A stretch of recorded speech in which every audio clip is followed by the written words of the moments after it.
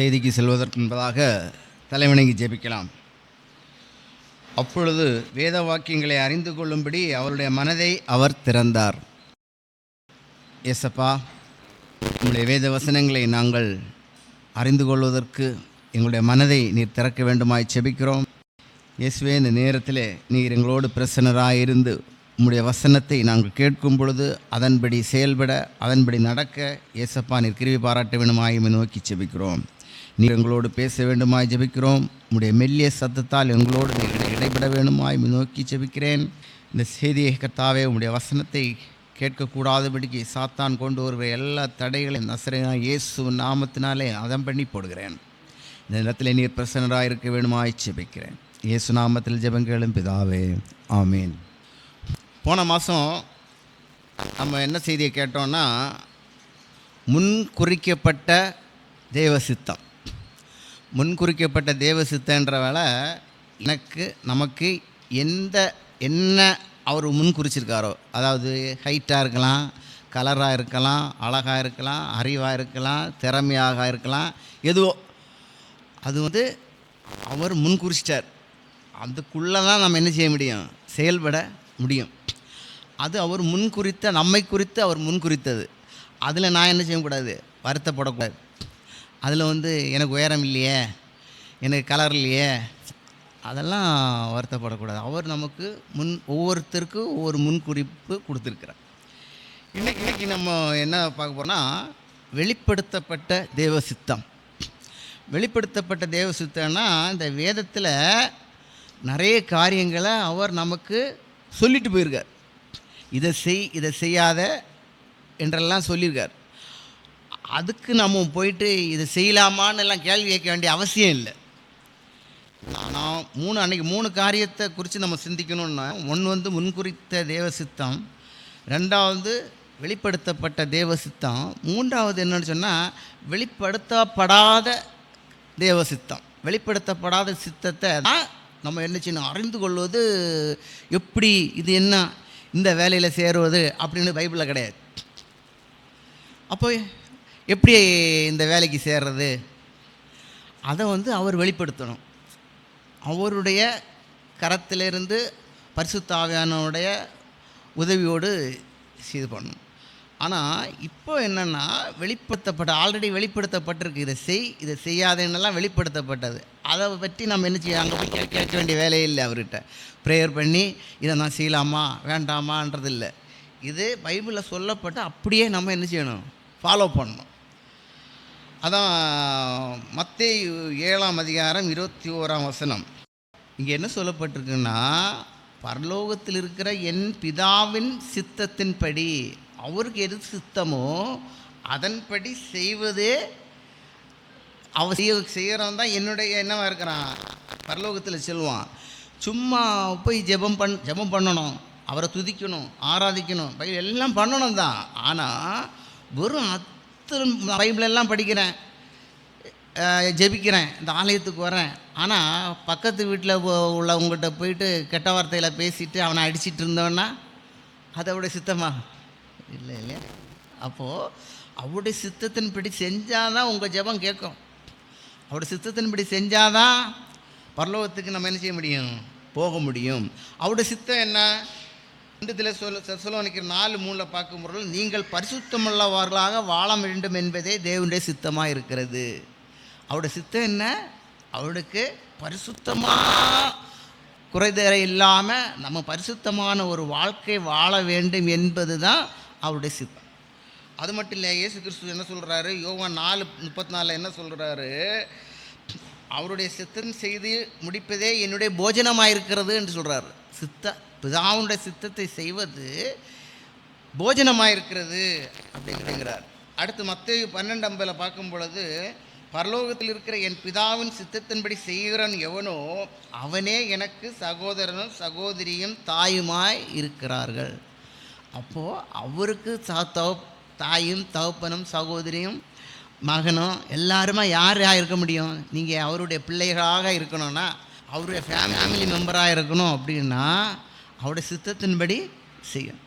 அது சித்தத்தின்படி செய்கிறது என்னது, பரிசுத்தமாய் வாழ்வது. இந்த பைபிளில் என்னென்ன சொல்லப்பட்டிருக்கிறதோ அதன்படி செயல்படுவது. முதலாவது, அன்றாட வாழ்க்கையில் நம்ம எதிர்கொள்கிற அன்றாட வாழ்க்கையில் செய்யக்கூடிய காரியங்கள், அதில் எப்படி அவருடைய சித்தத்தை நிறைவேற்றுறது, அது பைபிளில் சொல்லப்பட்டிருக்கிறது.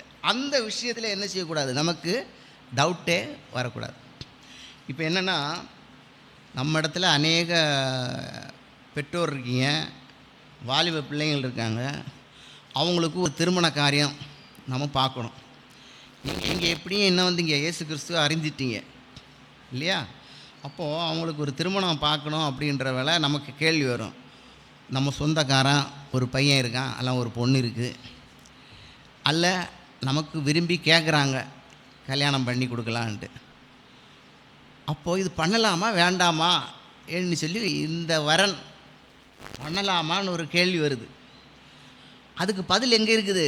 பைபிளில் ஏற்கனவே கொடுக்கப்பட்டிருக்கு. சரியா? என்னென்னா 2 கொரிந்தியர் 6:14 படிச்சிங்கன்னா, 2 கொரிந்தியர் 6:14, அந்நிய நுகத்திலே அவிசுவாசிகளுடன் பிணைக்கப்படாதிருப்பீர்களாக, நீதிக்கும் அநீதிக்கும் சம்பந்தம் ஏது, ஒளிக்கும் இருளுக்கும் ஐக்கியம் ஏது. இங்கே வசனம் என்ன சொல்லுது? அந்நிய நுகத்தில் அவிசுவாசிகளுடன் பிணைக்கப்படாதிருப்பீர்களாக. அப்படி ஒரு சூழ்நிலை வர வேலை கேள்வி கேட்க வேண்டிய வேலை இல்லை. இப்போ என் பையனை வந்து என் பொண்ணை வந்து அங்கே கல்யாணம் பண்ணி கொடுத்தேன்னா, அவங்க இவ்வளோ நாள் நீங்கள் கஷ்டப்பட்டு அவங்கள நம்ம இந்த விசுவாசத்துக்குள்ளே வளர்த்துட்டீங்கல்ல, அந்த வளர்த்தது என்ன செய்யும்? வீணாக போயிடும். என் பொண்ணை போய் அங்கே கல்யாணம் பண்ணி கொடுத்தா அவங்க என்ன செய்வாங்க? பழைய நிலைமையில் தான் கொண்டு சேர்ப்பாங்க, அங்கே தான் வழிபட சொல்லுவாங்க.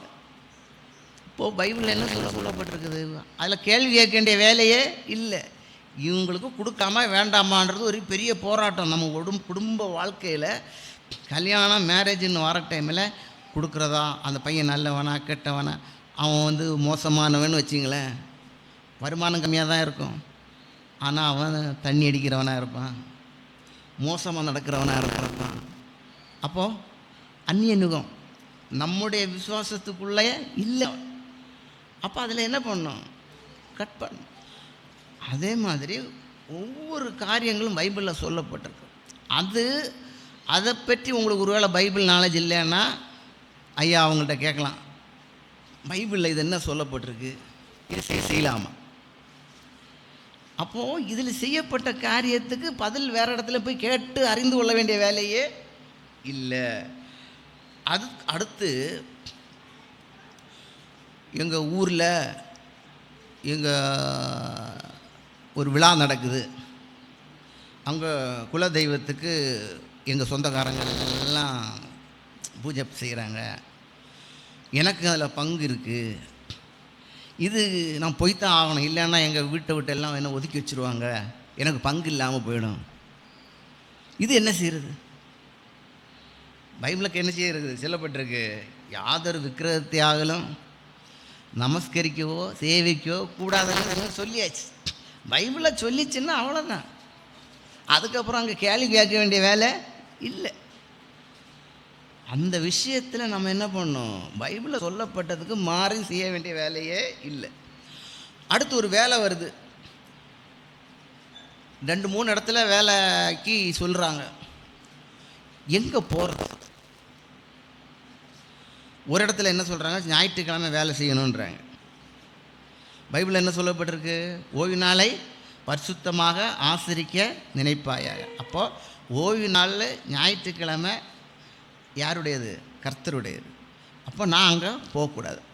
அங்கே சம்பளம் கூட கொடுக்குறாங்க. அந்த சம்பளம் கூட கொடுக்குறதுன்றதுக்காக நம்ம என்ன செய்யக்கூடாது? அங்கே போய்விடக்கூடாது. அடுத்து இன்னொரு இடத்துல பார்த்தீங்கன்னா, அங்கே வந்து பொய் சொல்லி தான் அந்த வேலையை செய்யணும், ஏமாற்றணும்னு வச்சுங்களேன். அவங்க முதலீடு பண்ணியிருப்பாங்க, ஆனாலும் அந்த ப்ராடக்ட் இருக்குல்ல, அந்த ப்ராடக்ட் வந்து குவாலிட்டியாக இருக்காது. இல்லை ஏதோ ஒரு விதத்தில் நம்ம ஆளுங்களை ஏமாத்துறதா இருக்குன்னு வச்சுங்களேன். நம்ம ஏமாற்றி தான் அதை செய்யணுன்னா நம்ம அந்த இடத்துல செய்யக்கூடாது, அந்த வேலையை எடுக்கக்கூடாது. அப்போ பைபிளில் என்ன சொல்லப்பட்டிருக்கு? பொய் சொல்லாதிருப்பாயாக. அப்போ நமக்கு தெரியும் நம்ம சொல்கிறது பொய்ன்னு நமக்கு தெரியும்ல. அப்போ அந்த பொய் சொல்லி அந்த வேலையை செஞ்சால் நமக்கு ஆசீர்வாதமாக இருக்குமா? இருக்க. அப்போது அன்றாட வாழ்க்கையில் இதே மாதிரி ஒன்று ஒன்றா உங்கள் வாழ்க்கையில் சொல்லப்போனால் டைம் ஆகும். பைபிளில் சொல்லப்பட்டிருக்கிறது என்னங்கிறது இருக்குது. அதுக்கு மீறி உள்ள காரியங்களை நம்ம என்ன செய்யக்கூடாது, அன்றாட வாழ்க்கையில் செய்யக்கூடாது. அது என்னென்னு பார்த்தீங்கன்னா, நமக்கு 10 கட்டளை இருக்குது. 10 கட்டளையில் சொல்லப்பட்ட காரியங்கள் எல்லாரும் 10 கட்டளை நம்ம என்ன செய்யணும், தெரிஞ்சுக்கணும். அதுக்கப்புறம் வேதத்தில் சொல்லப்பட்ட காரியங்கள் பார்த்திங்கன்னா, விபச்சாரம், கொலை, விக்கிரக ஆராதனை, களவு, பொய் சாட்சி, இச்சை, அபகரித்தல், கெட்ட வார்த்தை பேசுகிறது, பொறாமை கூடுறது, பெருமை கொள்வது, புறங்கூறுதல், பரிதானம் வாங்கிறது, இப்படி நிறைய வசனத்தில் சொல்லப்பட்டிருக்கு. இது எதுவுமே நம்ம என்ன செய்யக்கூடாது, செய்யக்கூடாது. இந்த மாதிரிப்பட்ட காரியங்கள். ஏன்னா இப்போ ஒரு எக்ஸாம்பிளாக சொல்ல போகிறேன். நமக்கே பண கஷ்டத்தில் இருக்கும். அப்போது நீங்கள் வேலை செய்கிற இடத்துல ஒருத்தர் வந்து சொல்கிறார், ஆமாம் நான் உனக்கு இவ்வளோ எக்ஸ்ட்ரா தாரேன், நீ எனக்கு என்ன பண்ணிதா, இப்படி பண்ணி கொடுன்னு சொல்கிறாங்கன்னு வச்சுங்களேன். அது பரிதானம் வாங்குறது தானே, வாங்கக்கூடாதுன்னு பைபிளில் சொல்லப்பட்டிருக்கு. அப்போது அநியாயமாக வாரது தானே அது. அப்போ அநியாயமாக வாரதை என்ன செய்யக்கூடாது, நம்ம எடுக்கக்கூடாது. அப்போதைக்கு நமக்கு ஆசீர்வாதமாக தெரியும், ஆனால் அப்புறம் அது என்ன செய்யும், சாபத்தை கொண்டு வரும். இப்பேற்பட்ட காரியங்கள் வேதத்தில் அன்றாடம் வாழ்க்கையில் சொல்லப்பட்ட காரியங்களை நம்ம என்ன கேள்வி கேட்க வேண்டிய வேலையே இல்லை. அதை அப்படி நம்ம என்ன செய்யலாம், ஃபாலோ பண்ணலாம். அடுத்து என்னென்னா, இதெல்லாம் அவருடைய சித்தத்துக்கு உட்பட்டது. அந்த சித்தத்துக்கு மாறாக நம்ம செயல்பட்டோம்னா அது நமக்கு என்னத்தை கொண்டு வரும், சாபத்தை கொண்டு வரும். அந்த இடத்துல வந்து ஒரு பீஸ்ஃபுல்லான லைஃப் இருக்காது. அவருடைய சித்தத்துக்கு மாறாக நீங்கள் செயல்படும் பொழுது அங்கே ஒரு சமாதானத்தை இழந்து விடுவீர்கள். ஆதியாகமம் 2:17 படிங்களேன்.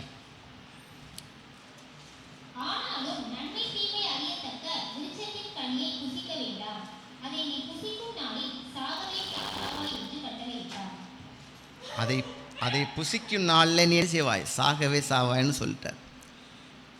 ஒரு பையன் இன்னும் அப்பா அம்மா அவனுடைய தோட்டத்துக்கு போகிறாங்க. அந்த தோட்டத்தில் போகிறதால அவங்க அப்பா காட்டுறாரு, பா இது ஒரு மாஞ்செடி, வருஷத்துக்கு ஒரு முறை தான் காய்க்கும், ஆனால் ரொம்ப டேஸ்டாக இருக்கும். இந்த மாம்பழத்தை வேணான்னு சொல்கிற ஆளே இருக்காது.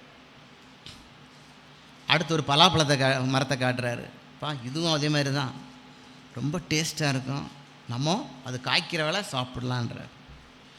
அப்படியே போகிறாரு வாழை, கொய்யாவில் எப்போவுமே காய் இருக்கும், சப்போட்டா எப்போவுமே காய் இருக்கும், எப்போ வேணாலும் சாப்பிட்லாம். எல்லா மரங்களையும் செடி கொடிகளையும் எல்லாம் காமிச்சு காட்டுறார்.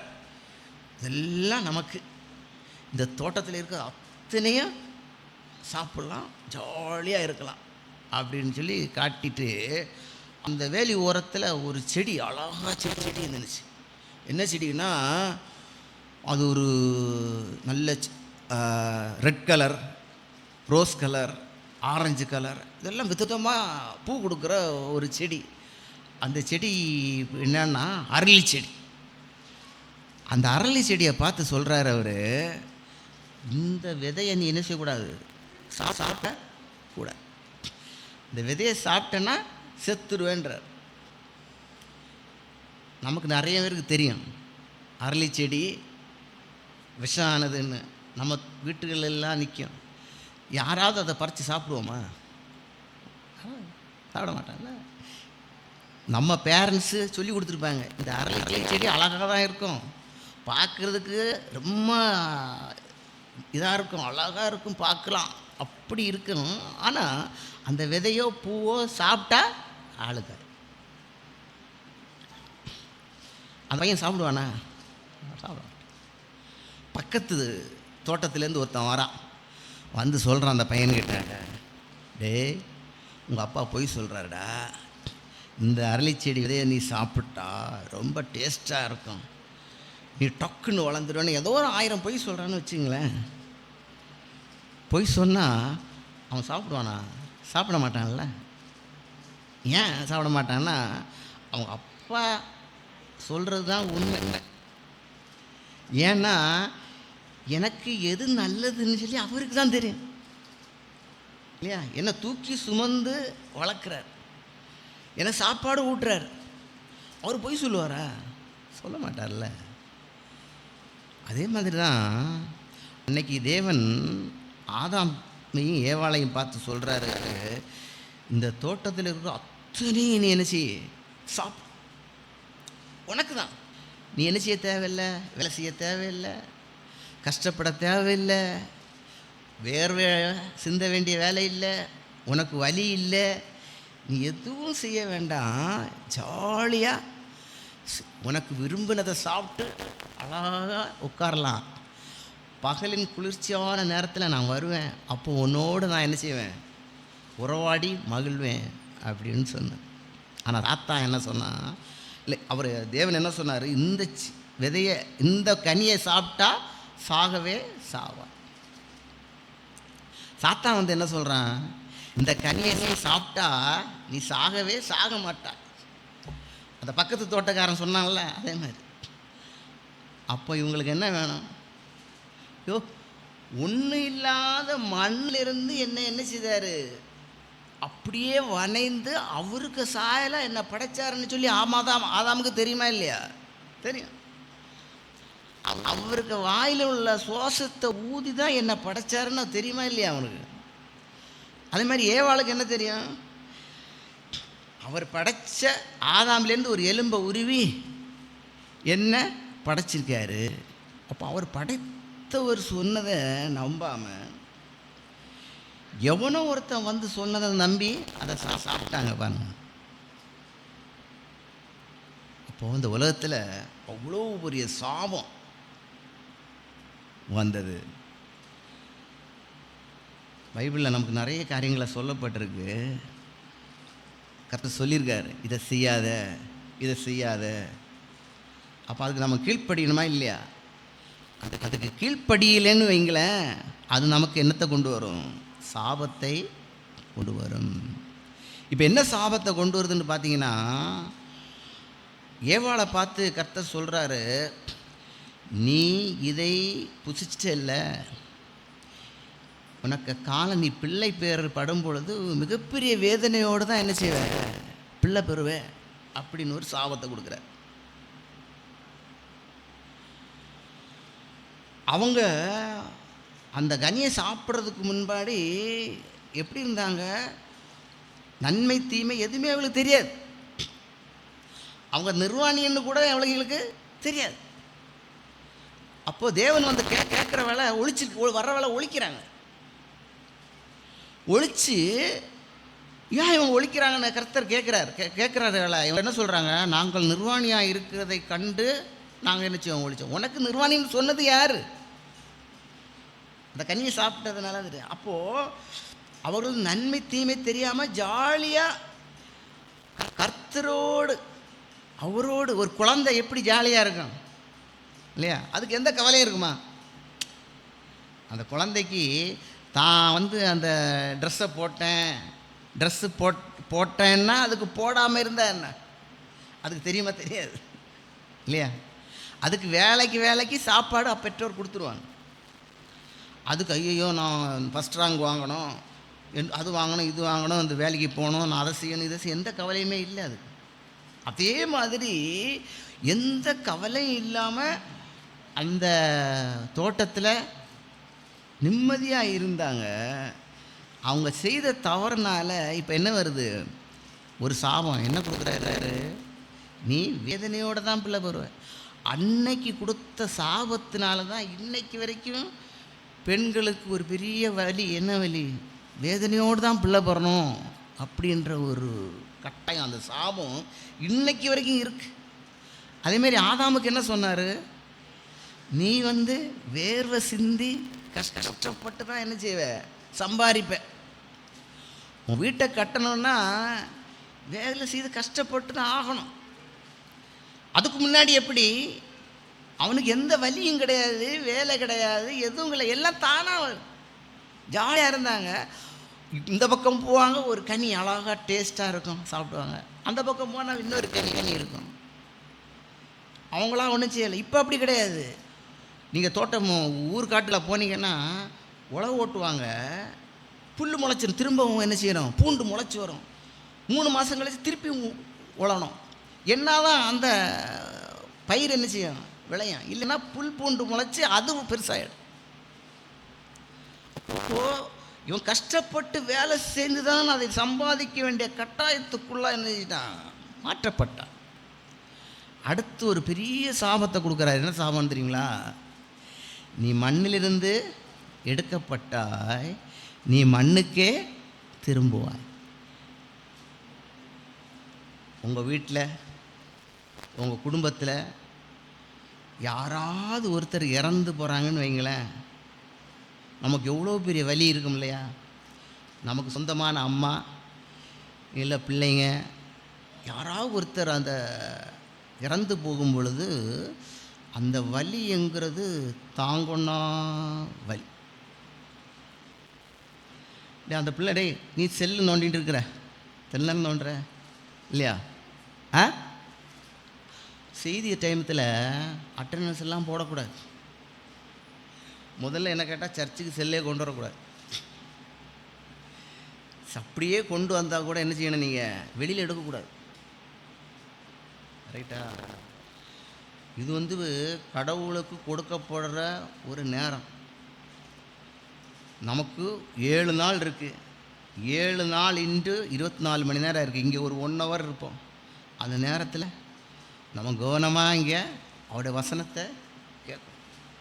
சரியா? அதுதான் நமக்கு ஆசீர்வாதம் தான். சிலவர் என்ன சொல்லுவாங்கன்னா, நான் பைபிள் படிக்கிறதுக்காக செல் எடுத்தேன். பைபிள் படிக்கிறதுக்கு செல் எடுக்கிறால என்ன வரும் தெரியுமா? அப்போ தான் ஒரு ஃப்ரெண்டுக்கிட்டேருந்து ஒரு செய்தி வந்திருக்கும். என்ன செய்தி வரும் தெரியுமா? அதை அப்படியே காட்டும். பா, அவன் ஃப்ரெண்டு இறந்து போனா, அல்ல ஃப்ரெண்டு ஏதோ ஒரு முக்கியமான செய்தியாக இருக்கும். உடனே இவங்க மைண்டெல்லாம் எங்கே போகும்?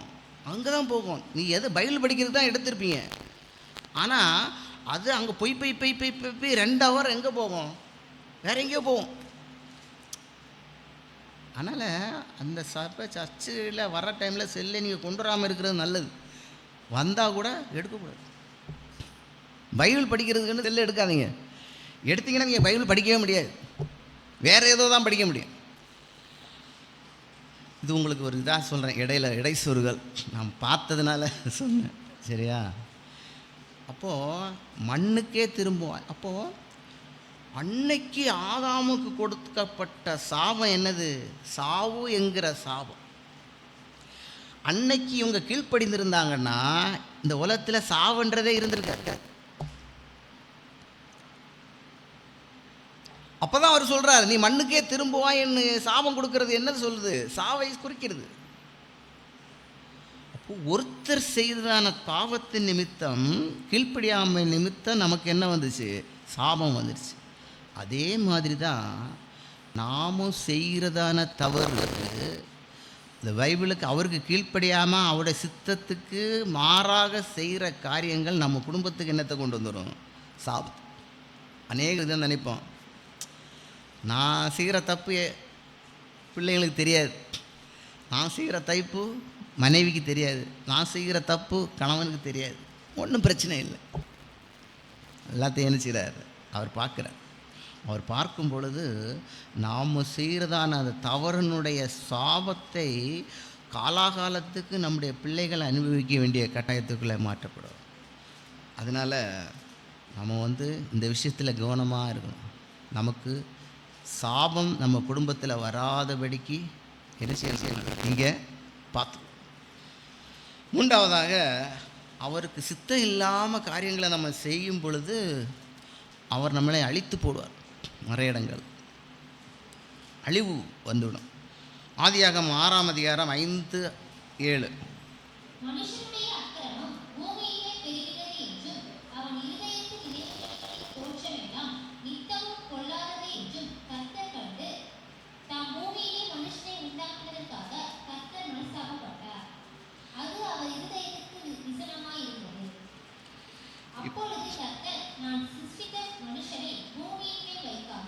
மனுஷன் முதற்கொண்டு மிருகங்கள் ஊரும்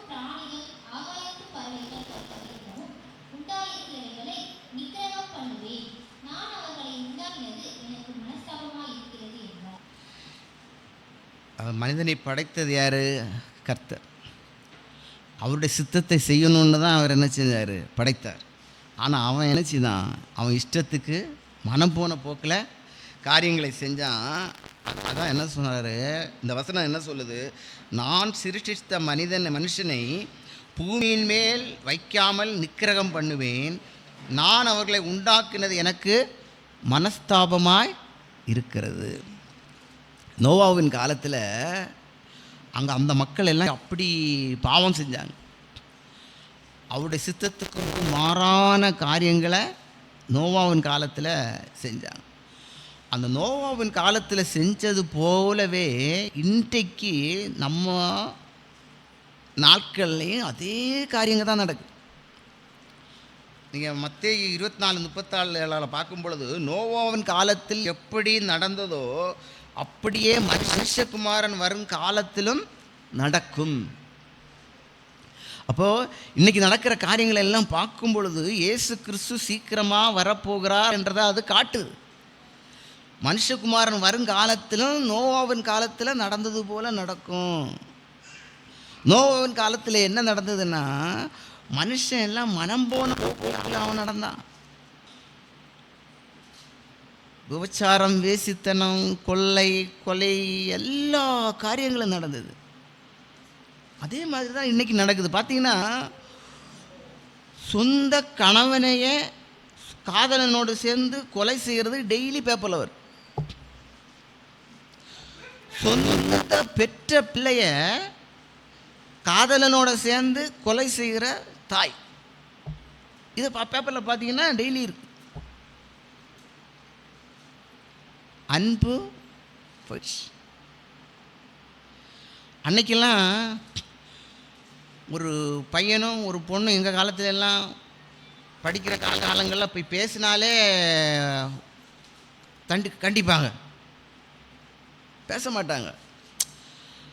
ஏன்னா அது நல்லதோ கெட்டதோங்கிற நான் ரெண்டாவது அது விடுறேன். இன்றைக்கி நீங்கள் காலேஜ் பக்கத்துல எல்லாம் போனீங்கன்னா ஒரே பைக்கில் ஒரு பையன் ஓட்டும், 3 பொம்பளை பசங்க பின்னாடி உட்காந்து ஓட்டு போவாங்க. கேட்டால் என்ன சொல்லுவாங்க வாலிப பிள்ளைங்க? மாடர்ன் வேர்ல்டு எப்படி நாங்கள் ஜாலியாக இருக்கிறோம் அப்படின்னு. நீங்கள் ஜாலியாக இருங்க, ஆனால் அந்த ஜாலியானது எங்கே உங்களை கொண்டு செல்கிறது?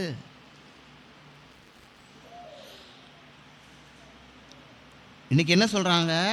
ஜாலியாக போகிறாங்க, கடைசியில் என்ன தான் லிவ் இன் டுகெதர் அப்படின்றாங்க. லிவ் இன் டுகெதர் என்ன தெரியும்?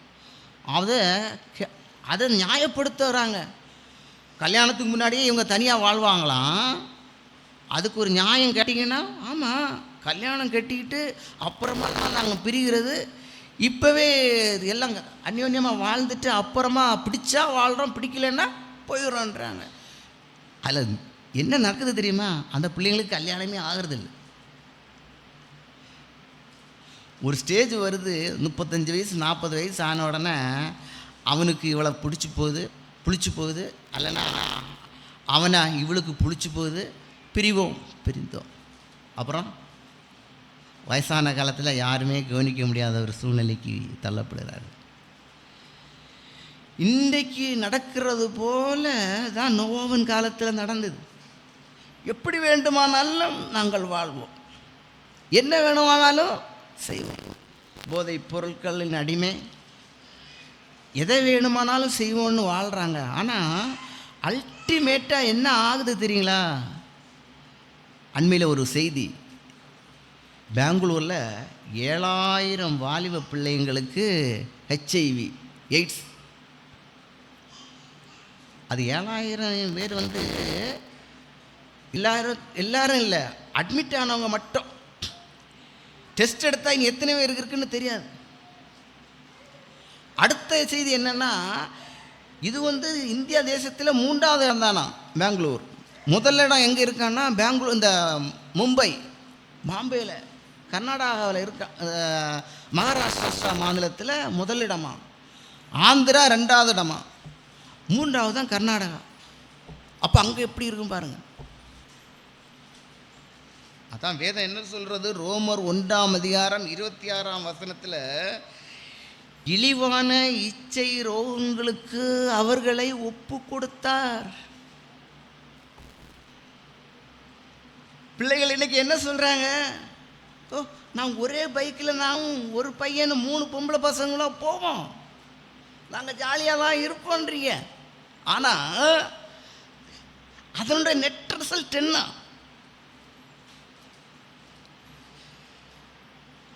கடவுள் அதை கொடுத்துட்டார். நீ எப்படி வேணாலும் ஒன்றால் வாழ்ந்துட முடியாதியா. என்னுடைய சட்டத்திட்டங்களுக்குள்ளே நீ வாழ்ந்தால்தான் நீ ஆசீர்வதிக்கப்படுவ. எனக்கு பிரியமாக வாழ்ந்தாதான் உனக்கு வாழ்க்கை. இல்லைன்னா தவறான வழியில் போகிற வேலை நான் உனக்கு ஒரு அந்த லுக்கோடம் வச்சுட்டேன், ஒரு இது வச்சுட்டேன். என்ன வச்சுட்டேன்? இழிவான இச்சை ரோகங்களுக்கு அவர்களை ஒப்பு கொடுத்தார். அந்த ரோகம் வந்துச்சுன்னா அடுத்து மருந்துகளே இல்லை, நீ வாழலாம். கண்ணீரின் பாதையில் தான் நீ நடந்தாகும். உன்னுடைய வியாதியை குறித்து யாரிடமும் சொல்ல முடியாது.